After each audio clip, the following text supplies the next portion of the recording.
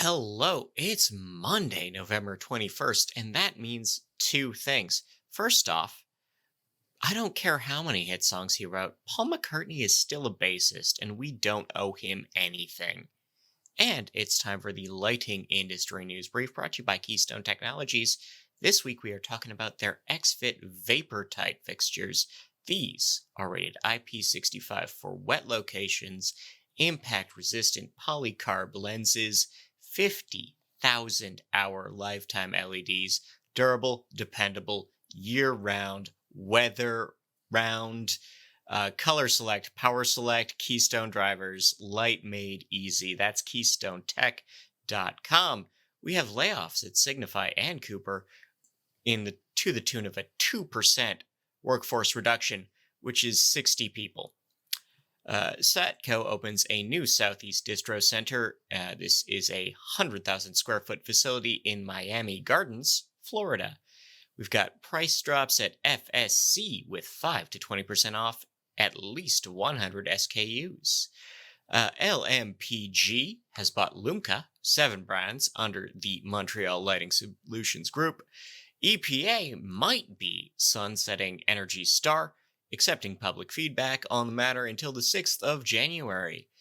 AMS and Osram have unveiled their new global partner network for consultants, suppliers, and manufacturers. This month, Chinese factory outputs were down by 1%, and the International Brotherhood of Boilermakers has rejected the federal offer, making them the third railway union to reject that particular contract. Again, we have until December to settle whether or not railways go on strike. Shipping backlogs are now moved to Savannah, Houston, New York, and New Jersey, mostly because all the boats shifted away from LA and Long Beach. Sunbright expands into New Mexico and Texas. Clear Blue is a clean tech winner presented by Deliet's Fast 50 program. The US GSA has declared a need for DEI in design and construction. This is a new report that some people just need to broaden their horizons. Sance has bought Argentum. This is a DC power deal. Wesco announces their Q3 earnings with strong sales and good margins. IES's lighting science standards are free to members. Individual memberships are about the price of what the subscription to the standards document were until recently. The IES has issued their 2022 progress report, recognizing 81 tools, products, and publications. We have a neurologist making the case for permanent DST being worse than permanent standard time. Wolfspeed has partnered with BorgWarner. This is a $500 million electronics components deal closing. FineMat is moving over to the mainland. They make OLED panels, but they're shifting their metalwork from Taiwan to China. FitTech has bought into TWC Opto and XQT Opto. These are LED testing and probing equipment, and a new merger for that. Vode wants you to reuse their booth. If you attended Light 22 in London, you were asked to take pieces from their exhibitor booth home to do with what you would. NEMA adds 7 new member organizations. We have 2 design awards seeking submissions, the IES Lumen Awards and the IALD Design Awards. In legal briefs, we have an architecture firm being found guilty of bribery in a case related to a casino in Taunton, Massachusetts. We have a Pittsburgh man filing a patent for smart adjustable baffles. The Nevada Department of Transportation is paying a private security firm to deter copper thieves on state highways. I-515 had an issue in April. They still haven't been relit because now they're waiting for LED parts to switch over, but that's near Boulder where they're doing a dark sky thing. Whole delay sequence. Huntingwood, Virginia has had an issue where their lighting equipment never came, even though they bought it. And a city councilor is under investigation related to that. I think he's already quit the position to avoid too much more trouble. Tesla Austin is accused of safety violations. This is at their new Gigafactory. Among the list of infractions, allegedly, is that builders were forced to work outside in the dark at night. We have an Albuquerque strip mall bandit linked to more charges, including a commercial lighting shop. And rep agency updates, we have aligned to rep for Super PCB in the Midwest, Cooper breaking their deal with Force Partners, Reflex merging with Sharon, and Lutron picking smart lighting solutions for Atlanta. In events and webinars, we have next April 24th to 27th, we have the DOE BTO peer review. This is a network event in Arlington, Virginia. On December 7th, LPS Digital will feature talks from the RPI, Lighting Europe, and a few manufacturers. On December 1st, we have two things going on: an IES webinar on residential spaces and a webinar from LPI and LSA on lighting projection. In IoT news, Lighthead expands their Waterloo offices, doubling down in Kitchener-Waterloo, Ontario. Johnson Controls has a new military contract for 14 years at the 2nd Canadian Division support base of Valcartier. Aberdeen is saving energy after a smart lighting project for 3,700 lamps. Legrand's Vantage adding Lucifer, that's a new line of architectural fixtures on their platform. And the LCA has a course that you can take in their Education Express program related to California Title 24. In recommended reading, all this will be on the test, maybe not. We have Mozilla offering an IoT gift shopping guide about privacy. It's a nice ranking. The NLB has the future of circadian lighting. We have winter light levels hurting productivity. We have tips for buying an exhibition booth. We have everything you need to know about LED strips. Efficiency as a must-have. Cybersecurity in retail and municipal IoT, big data in vertical farming, selling energy efficiency to landlords and HOAs. We have buying UV disinfection. We have converting to LED on your boat.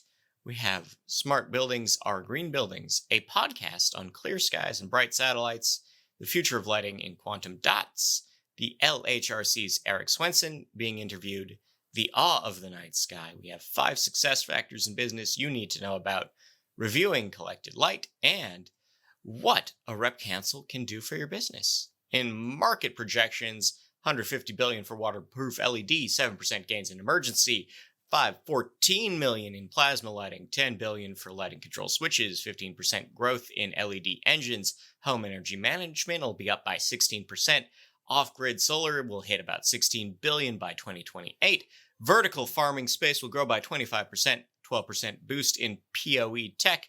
Lithium mining is going to attract $500,000 more to it. $500 million, I should say. 6% in ceiling lamps, $6 billion for downlights. Costs of architectural LED falling. 15% growth in UVC disinfection and $179 billion in lighting products overall. Ambient illuminance affects altruism. Your own understanding of how visible you are changes your behavior. That's a new finding. Ain't that a thing? In Dark Sky News, we have tackling 10 trends and tracking them in aging SQMs. Alan linked with diabetes. Circadian rhythm management improves cancer treatment. Wales is offering new grants for dark sky projects. U.S. Fish and Wildlife develops a new bird-safe window film, so maybe we can leave the lights on. Wickenburg, Arizona is not seeking a dark sky designation. Fort Collins, Colorado is a bird-friendly city. Boulder City, Nevada is dimming their lights. We have more border fences, which means worse outcomes for wildlife. Seabirds struggling with the output of light from cannabis farms. Hawaiian Electric has unveiled their bird safety plans. Raleigh, North Carolina is asking for voluntary lights out for migration until the end of the month. And Pennington, New Jersey is debating lighting ordinances. In horticultural news, Cubic Farm is moving to phase 2 of their Fresh Hub project, and the Horticultural Lighting Group has partnered with GrowFlux Mesh for Bluetooth growing products. People News, Jen Schilling will be managing the lighting category at Westburn, Canada. Mike Jenkins is tapped at CEO of Orion. Matthew Garth is now the CFO at Scott's Miracle-Gro. Yes, they're a lighting company. I have to remind myself of this too. NEMA has named new board members, new board officers. We have a new chair of the Electrical Contractors Association of BC. The ILP has picked Guy Harding as their tech manager, And Dominic Pileggi and Ray Robinson will be leaving the Acuity Board of Directors.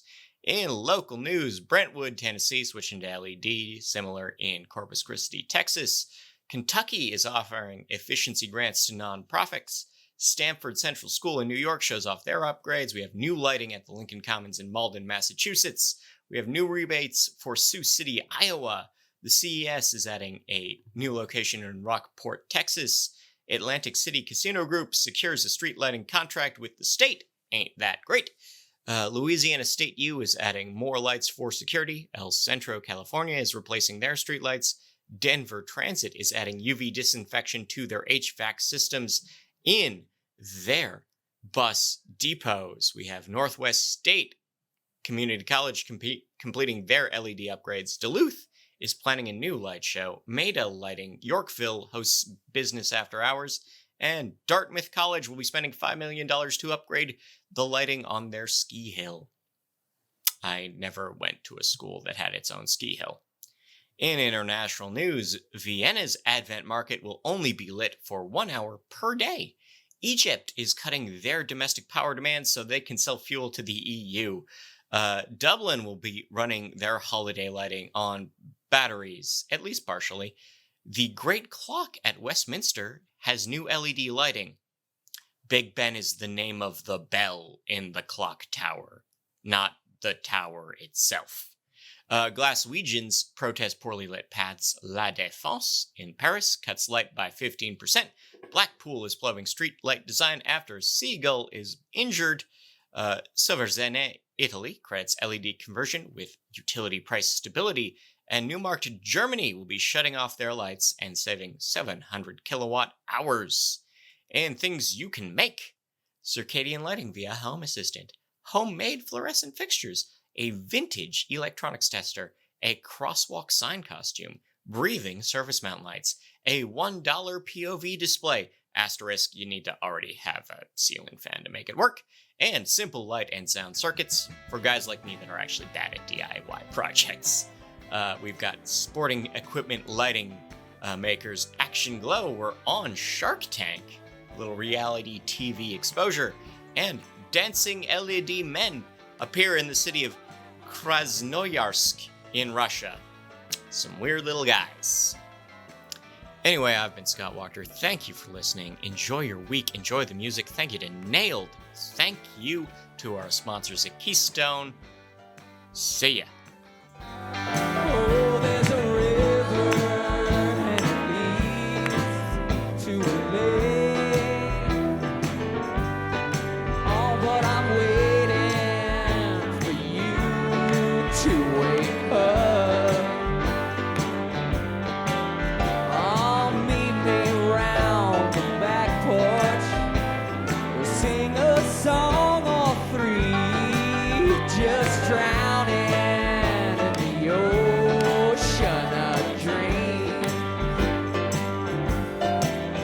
there's a neighbor throwing nightly rowdy party. Oh, but all I want's a party or two. Unlatch the gate and come on round, sweet darling. Pretty please, we'll go swimming in the ocean of dreams. Yeah. Tell me, pretty baby, what do you see? Sitting in the sky with a warm summer breeze. It may be the last time you kiss me goodnight, or it may be the last time you see me alive.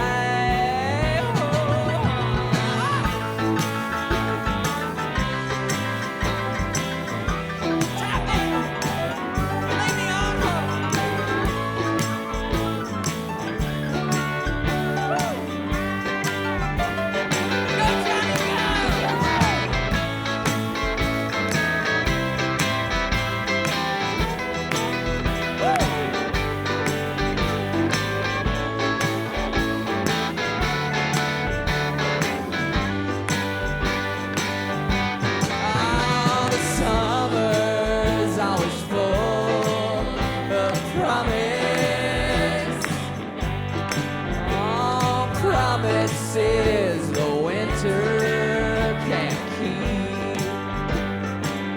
Oh, now, be a good girl and tell me, oh, you love me tenderly, and cast my body on the ocean of dreams. Oh, cast my body on the ocean of dreams.